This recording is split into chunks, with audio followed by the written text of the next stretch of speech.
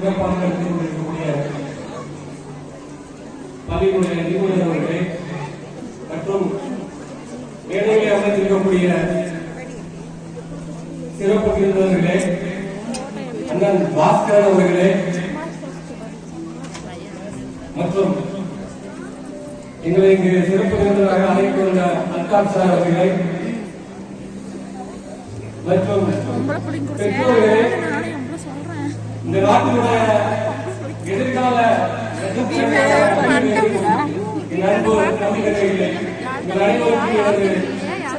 அன்பான வணக்கத்தை தெரிவித்துக் கொள்கிறேன்.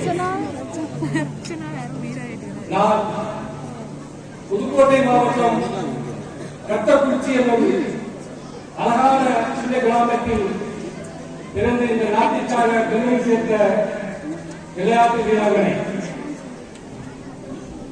நம் மாநிலத்திற்காக 50க்கும் மேற்பட்ட பதக்கங்களையும் நம் தேசத்திற்காக 11 பதக்கங்களையும் வென்று நம் நாட்டிற்கு பெருமை சேர்த்துள்ளேன். தமிழகத்தில் சென்று ஆசிய விளையாட்டுப் போட்டியிலே பதக்கம் என்ற முதல் தமிழ் வீராங்கனை என்பதை மகிழ்ச்சியுடன் தெரிவித்துக் கொள்கிறேன். நான் ஒரு ஏழ்மையான குடும்பத்தில் பிறந்து வளர்ந்த ஒரு விளையாட்டு வீரர்கள். ஏழ்மையான குடும்பம் அப்படின்னா நீங்களாம் அடுத்த வேலை என்ன சாப்பிடுவா அப்படின்னு நினைப்பீங்க. நான் அடுத்த வேலை என்ன சாப்பாடு கிடைக்கும் அப்படின்னு நினைச்சு வளர்ந்த ஒரு வீராங்கனை. நான் பிறந்து வளர்ந்தது எல்லாமே செங்கல் சூழல. எங்க அம்மா அப்பா செங்கல் சூழல தான் வேலை பார்த்து என்னை படிக்க வச்சாங்க. எனக்கு மூணு தங்கச்சி ஒரு தம்பி. இதான் என்னோட குடும்பம். நீங்கெல்லாம் தீபாவளிக்கு புது ட்ரெஸ் போடுவீங்க, நான் ஸ்கூல் யூனிஃபார்ம். அதான் எங்களுக்கு கிடைச்சிருப்பாங்க 2 பக்கம். ஒன்று ஸ்கூல் யூனிஃபார்ம் வச்சு ஒன்று தீபாவளி ட்ரெஸ் ஆச்சு.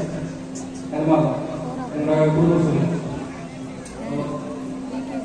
உண்மையிலே சொல்ல போனா நான் அதிக சாப்பாடு சாப்பிடுறதுக்கு தான் ஸ்கூல்ல சாப்பாடு சாப்பிடுறதுக்கு ஸ்கூல் போனேன். அந்த மாதிரி ஒரு கஷ்டமான சூழ்நிலை கடந்து வந்த ஒரு வீராங்கனை. நல்ல ஷூ போட்டு பேசிருக்கீங்க. நல்ல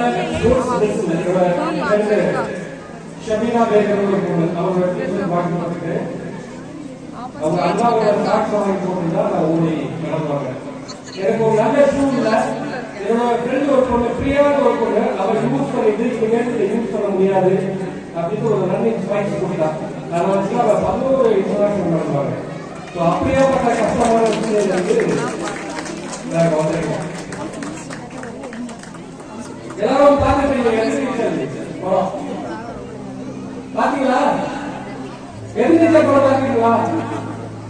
அது என்னோட வாழ்க்கையோட எங்க வாழ்க்கையை தான் எதிர்நீச்சல் படமா எடுத்தாங்க. அது நம்பி கேரக்டர் வாழ்க்கை அந்த பொண்ணு எப்படியெல்லாம் படமா எடுத்திருப்பாங்க. 2006ஆம் ஆண்டு கோவா ஆசிய விளையாட்டு போட்டியில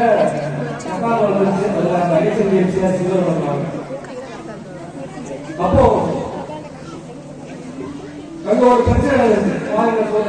பிரச்சனை பண்ணி என்னோட மெடல் வந்து பதக்கத்தை வந்து உறுதி பண்ணிட்டாங்க.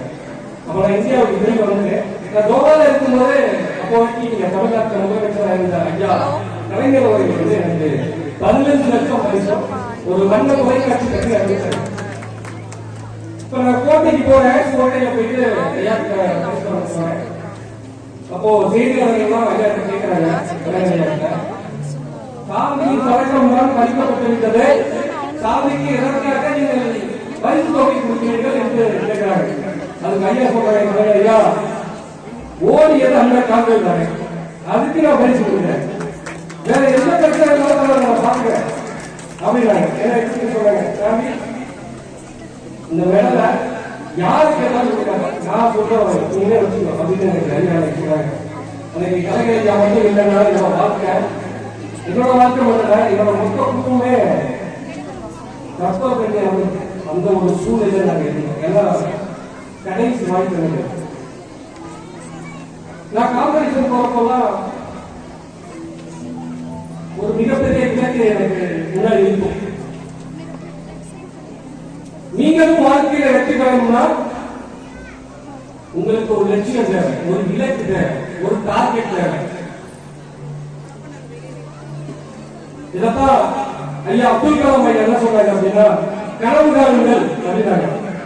கனவு காணுங்கள் அப்படின்னா ஒரு முறை வந்தால் அது கனவு, இருமுறை வந்தால் அது ஆசை, பல முறை வந்தால் அதுதான் லட்சியம் அப்படின்னாங்க. லட்சியத்தோட வாழணும், லட்சியம் வாழக்கூடாது. இலக்கு இருக்கணும். நான் ஒரு ஐஏஎஸ் ஆகணும், ஒரு ஐபிஎஸ் ஆகணும், ஒரு வேர்ல்டு சாம்பியன் ஆகணும், மாதிரி ஒரு வேர்ல்டு சாம்பியன் ஆகணும் அப்படின்னு ஒரு டார்கெட். ஏதோ காரணம் வாழ்க்கையை வாழக்கூடாது.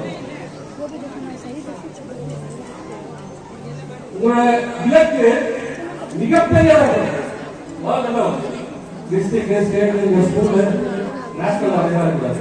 எதிரியே பிறகு அந்த அளவுக்கு உங்களோட இலக்கு மிகப்பெரியதாக இருக்கு, மிகப்பெரிய டார்கெட். இதைத்தான் வீரத்துறையில் விவேகானந்தர் சொல்கிறார், உன் நோக்கம் எதுவென முதலில் தீர்மானி, பிறகு அதிலேயே உன் வாழ்க்கையாக மாற்று. உன் மூளை, வர்க்கம், சதை, எலும்பு, நரம்பு அனைத்தும் அதுவாகவே இருக்கட்டும் அப்படின்னு சொல்லிருக்காரு. அதை பத்தி மட்டும் யோசிக்கணும். உடம்பு தான் அதுவே தான் இருக்கணும், இலக்கு தான் இருக்கணும். நீங்க என்ன வர போறாங்கிறத நீங்க தெளிவா இருக்கணும். இதெல்லாம் ஒண்ணுமே தான் ஆயிடுவோம். இலக்கு இல்லாமல் வாழ்க்கை திசையே தெரியாமல் கடலே கப்பலை போன்றது. இலக்கு இல்லாதவனின் வாழ்க்கை முட்களே இல்லாத கடிகாரத்தை போன்றது. இலக்கு இல்லாதவனின் வாழ்க்கை இலக்கிற்கு சமமானது. இது நான் சொல்ல, இயல்பு செல்வம் ஐயே செய்யாமல் சொல்லியிருக்காங்க. ஒரு இலட்சியத்தோட வாழணும், இலக்கோட வாழணும். எப்படி பார்த்தாலும் வெற்றிக்கு கடின உழைப்பு தான், கடின உழைப்பு. கடினமா உழைச்ச மட்டும் ஜெயிக்க முடியும். ஒரு தேனி எடுத்தீங்க, தேனி 1 கிலோ தேனை உற்பத்தி செய்வதற்கு 4 லட்சம் மனிதரை சென்றடைய வேண்டியிருக்கு. 4 லட்சம் மனிதர்கள் பக்கத்தில் பாருங்க, இங்கே ஒரு இடத்துல இருக்காது, பல கிலோமீட்டர் அமைச்சிருக்கும். ஒவ்வொரு ஊரையும் போய் அமர்ந்து அந்த ஒவ்வொரு சொத்து தேனா எடுத்து வந்து ஒரு பெரிய தேர் கூட கட்டுது. அப்படி அந்த 4 லட்சம் வரை போயிட்டு உட்கார்ந்து தேர் எடுத்து வரலாம். எத்தனை கிலோமீட்டர் ஒவ்வொரு நாளும் பார்த்து பாருங்க. அந்த மாதிரி நீங்க வந்து டெய்லி ஹார்ட் ஒர்க். நான் காம்படிஷன் போறப்போலாம், வடமொழி போறப்போலாம் என் ஃப்ரெண்ட்ஸ் கூட என்னோட காம்படிஷன் வருவாங்க. அவங்க என்ன பண்ணுவாங்கன்னா உட்கார்ந்து குப்பா சீட் அடிக்கிறாங்க, காட்டுறாங்க, ஜாலியாக டைம் பாஸ் பண்ணுவாங்க. நான் என்ன பண்ணுவேன்னா பாத்ரூம் பக்கத்தில் பாத்ரூம் ட்ரைனிங் பண்ணுவேன். ஏன் அப்படின்னா எனக்கு கட்டாயம் ஜெயிக்க வேண்டிய ஒரு சூழ்நிலை, என்னோட ஃபிட்னஸ் கம்மியா இருக்கும். பாத்ரூம் பக்கத்தில் போய் ட்ரைனிங் பண்ணுவேன். நிறைய ஸ்குவாட் போடுவேன், ஹைட்டிங் பண்ணுவேன், நிறைய ட்ரைனிங் பண்ணுவேன். நான் ஒரு மாசத்துக்கு 350 கிலோமீட்டர் வந்து 400 கிலோமீட்டர் வரை ஓடுவேன். அப்படின்னா ஒரு மலையில எத்தனை கிலோமீட்டர் ஓடுவேன் நீங்க பாத்துருக்கேன். அந்த அளவுக்கு ஹார்ட் ஒர்க் பண்றதுனாலதான் என்னால ஏசியன் கேம்ஸ் வரையும் போயிட்டு நடுவாங்க.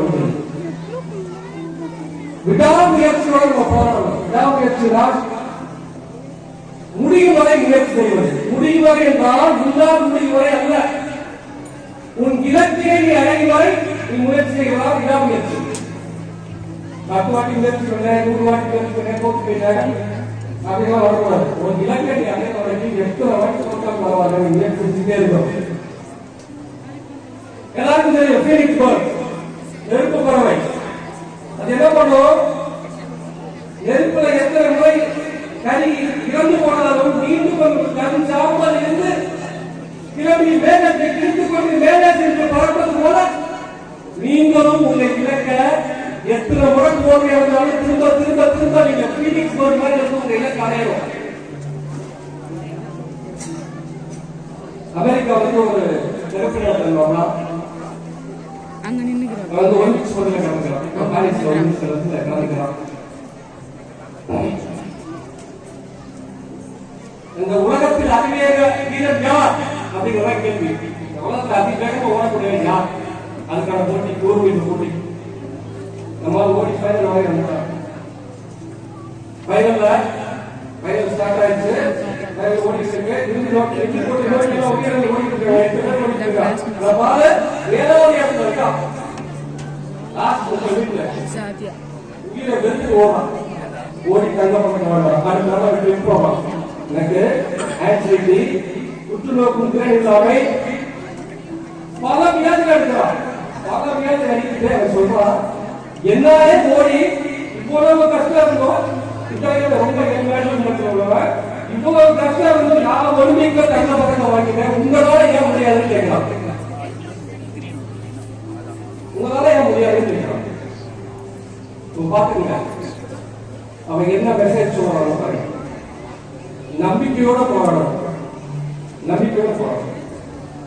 எத்தனை வாடி சொல்றாங்க, நம்பிக்கையோட திருப்பி படிக்கணும். அதான் முக்கியம்.